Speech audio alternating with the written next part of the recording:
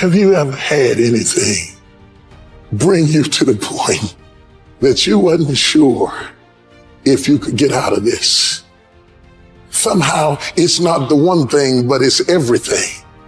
It's everything you went through all the years before, and to find out that the things are never going to stop coming at you, that finally brings you to the point that you say, you know what, I'm not sure I want to get up out of the bed in the morning if all I got to face is another fight. This is for those of you who are going through the fight. Those of you who are wondering, how can I keep going like this? Some of you have been through so much that you should have lost your mind. It's all right to fail as long as you fail forward. It's all right, but I need you to have heart. Every boy, every girl will go through a time where your faith will be tested. I know what it's like to barely hold on, to barely feel like you're breathing, and barely feel like you can come up for air. Look up. Look up and recognize that there is a way out. There is a path for you to take. And it's not an easy path. It takes courage and it's hard.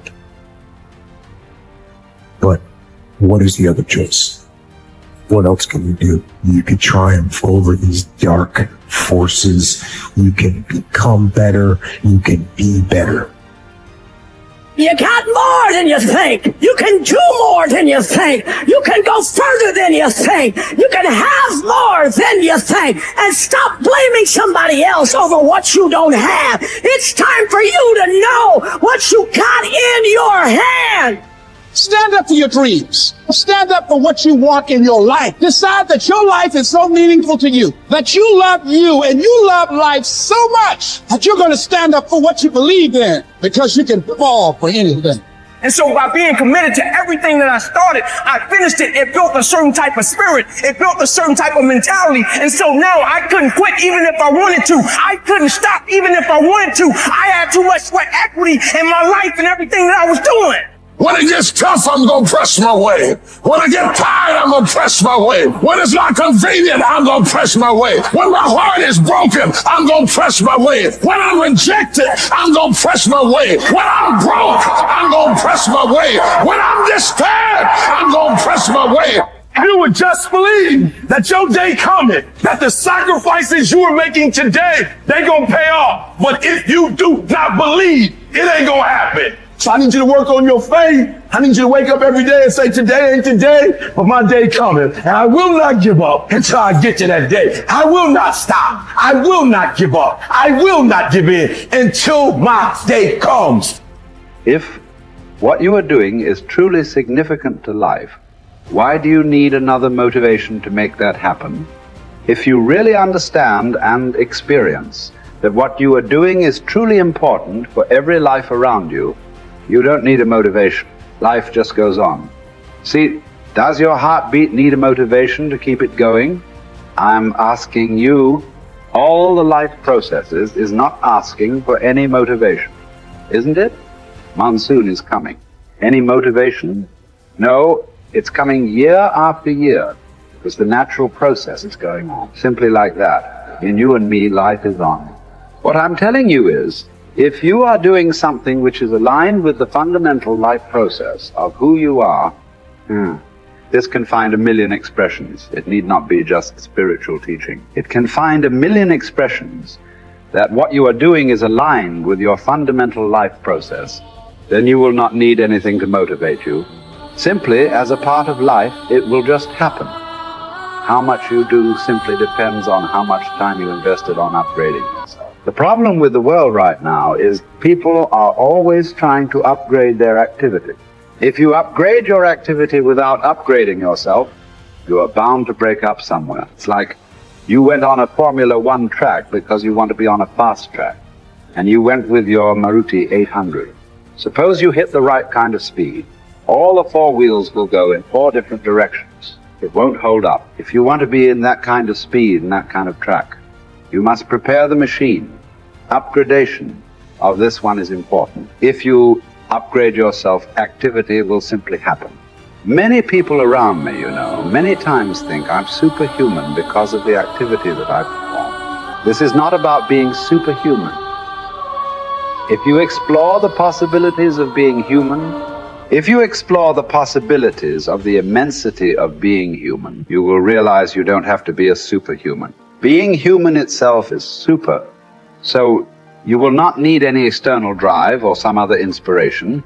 The very process of life will do it. It turns out 95% of who we are by our midlife is a set of memorized behaviors, unconscious habits, hardwired thoughts and attitudes, conditioned emotions that are so familiar to us that it doesn't even feel like fear, or it doesn't feel like sadness. It's just who we are. So it usually takes crisis or trauma or disease or diagnosis or the lowest point in your life where you're knocked to your knees. And for that moment, you actually have a view of yourself outside of yourself. You can see yourself from a different state. The facade, the whole illusion is over. And that's when a person really begins to think about what they've been thinking about. They begin to notice how they speak or how they act. And I think they begin to pay attention to those feelings on a more regular and conscious basis. And the word meditation, I looked this up because when I started my journey, I'm very scientifically minded. The word meditation, the symbol means to become familiar with. So then the first step to change, if you wanted to create a new life, you have to change. It's change your personal reality, you have to change your personality.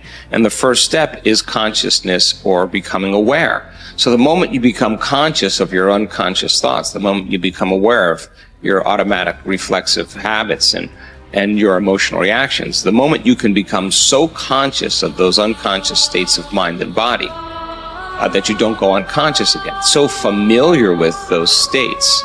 And how many times do we have to forget or go unconscious till we no longer forget or go unconscious and we stay conscious? That's lighting a match in a dark place. And most people, when they do meditation, they actually think, when those voices come up and when the chatter starts and those emotions start, they actually think that they're doing their meditation wrong. And I want them to know that they're actually doing it right, because you're coming up against those thoughts that slip by your awareness unnoticed or unchecked by many people.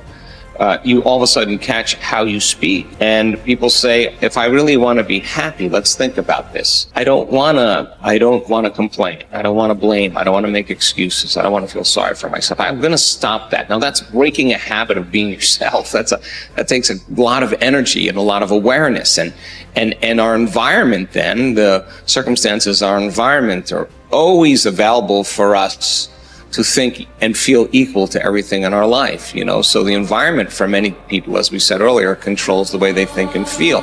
So when they respond to their coworker, when they respond to the news, when they respond to the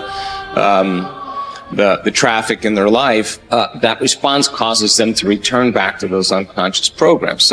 But sitting in a meditation and really sitting in the fire and believing that there's something on the other side of that thought, believing that there's something on the other side of some behavior or some emotion that makes us feel a certain way. That's stepping into the unknown, and it takes us disconnecting from the environment. That's what meditation is about. Playing music or hearing nothing, or closing your eyes and not eating, not smelling, not tasting, not feeling with your body. You're putting your body away and you're not letting it be the mind or the program. You're making it sit still. You're training the animal, right? And a person starts feeling emotional and they catch themselves starting to feel those emotions. Instead of letting that emotion drive certain thoughts or actions, that person settles the body down in the meditation and brings it back into the present moment, and that's a victory.